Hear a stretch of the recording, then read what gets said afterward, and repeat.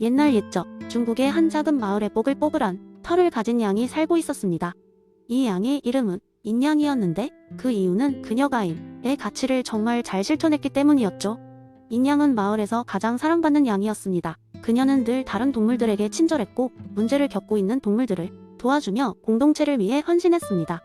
어느 날 마을에 큰 폭풍이 몰아쳤습니다. 바람은 세차게 불고 비는 끝없이 내렸습니다. 동물들은 각자 자신의 집으로 돌아가 몸을 숨겼지만 일부 약한 동물들은 갈 곳이 없어 쓸쓸히 숲속을 헤매고 있었습니다. 바로 그때 인양은 나무 밑에서 몸을 떨고 있는 작은 토끼를 발견했습니다. 안녕, 작은 토끼야. 여기서 뭐하고 있니? 인양이 다정하게 물었습니다. 집이 홍수에 휩쓸려 떠내려갔어요. 갈 곳이 없어요. 토끼가 울먹이며 대답했습니다. 인양은 자신의 집으로 토끼를 데려갔습니다. 걱정 마. 우리 집에서 지내면 돼. 따뜻한 이불과 맛있는 음식도 있으니 편안히 있어. 그 후로도 폭풍우가 계속되는 동안 인양은 숲속을 돌아다니며 집을 잃은 동물들을 자기 집으로 데려왔습니다. 고슴도치, 여우, 심지어 겁에 질린 다람쥐까지 인양이 따뜻한 보금자리에서 안정을 찾았습니다. 그녀의 집은 점점 붕괴했지만 인양은 불평 한마디 없이 모두를 돌봤습니다. 몇 주 후 마침내 폭풍이 그치고 햇살이 마을을 비출 때 동물들이 인양의 집을 떠며 감사의 말을 전하러 모였습니다. 인양, 너 아니었으면 우리는 어떻게 됐을지 몰라? 고마워. 고슴도치가 눈물겹게 말했습니다.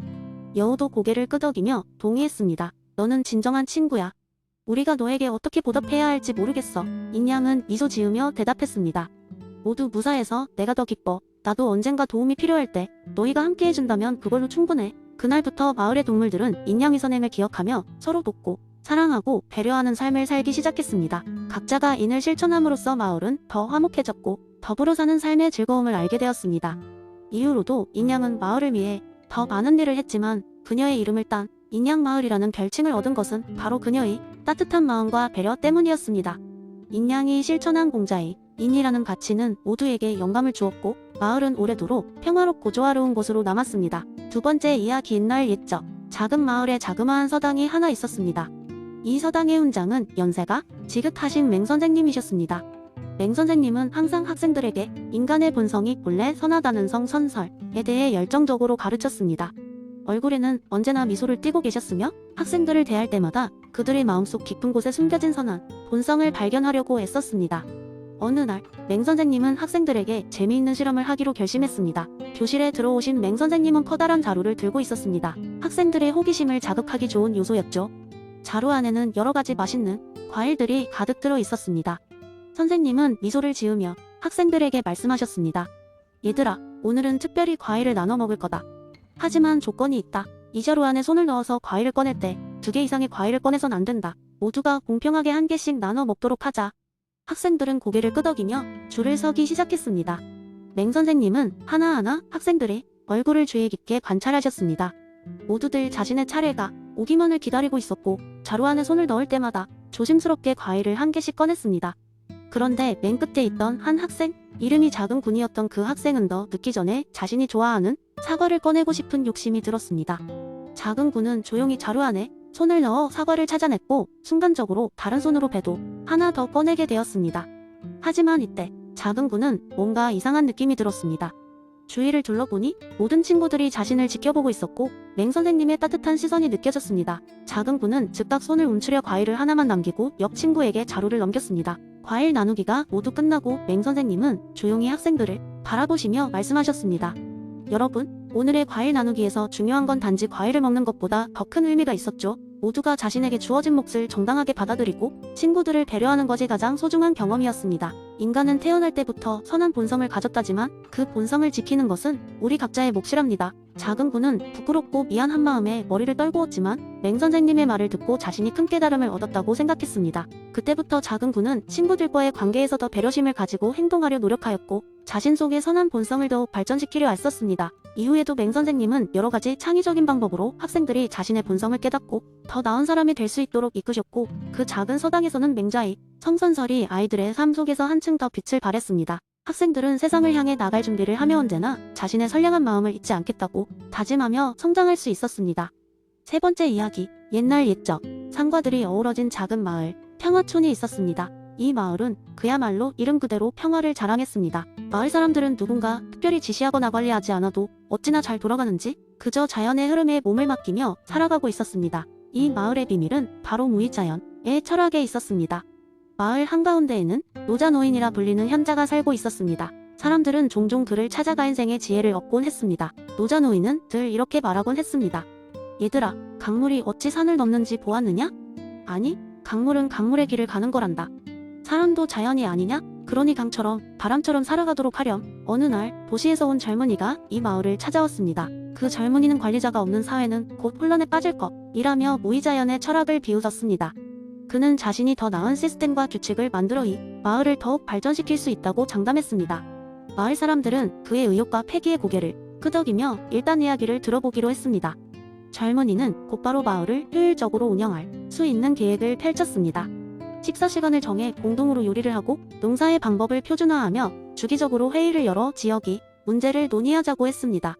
마을 사람들은 어리둥절했지만 호기심에 그의 방식을 따르기로 했습니다.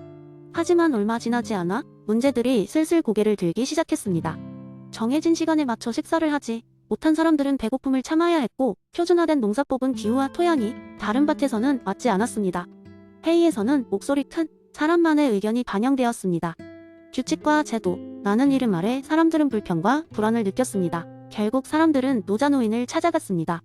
노자노인은 미소를 띠며 말했습니다. 자, 이제 알겠느냐? 흐름을 막지 말고 흘러가게 두렴. 필요할 때마다 자리 잡고 쉴 수 있도록 말이야. 사람은 다 다르고 자연 또한 모두 다르단다. 그 뒤로 마을 사람들은 다시 무이자연이 방식으로 돌아가기 시작했습니다.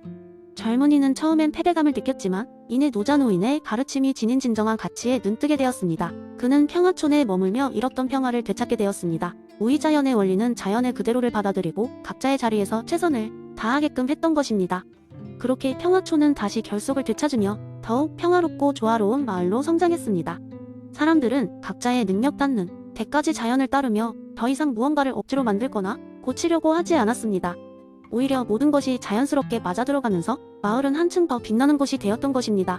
이렇듯 노자의 무이자연은 가만히 있는 것이 아니라 자연스러움 속에서 진정한 의미를 찾는 것이었습니다. 그리고 평화촌의 이야기는 오늘날 우리에게도 깊은 교훈을 전해주고 있습니다. 네 번째 이야기, 옛날 조선시대 땅과 하늘이 조화롭게 어울려 살아가는 한 마을이 있었습니다.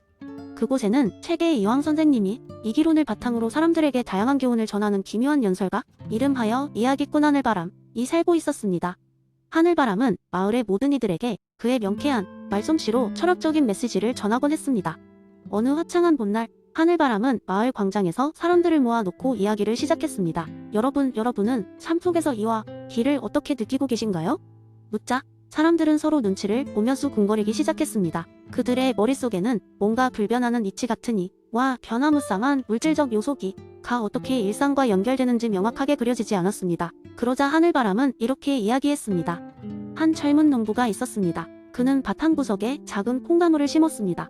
그리고 매일같이 그 콩나물을 돌봤지요. 그는 그 나무가 무럭무럭 자라나 커다란 콩깍지를 맺기를 원했습니다. 농부에게 그 콩나무 하나하나는 기라고 할 수 있습니다. 그러나 그가 매일 그 나무들에게 물을 주고 잡초를 뽑으며 정성을 다했던 것은 바로 이었습니다. 시간이 흐르고 마침내 콩나무는 크고 튼실한 콩깍지를 맺었습니다. 사람들은 농부가 매우 운이 좋았다고 칭찬했지만 농부는 미소를 지으며 말했습니다. 이 콩깍지가 열리기까지 단지 기적이나 운만 있었던 것은 아닙니다. 나의 이치대로 끊임없이 노력한 결과입니다. 하늘바람은 이 이야기를 통해 가와 기는 서로 떨어질 수 없는 관계임을 강조했습니다.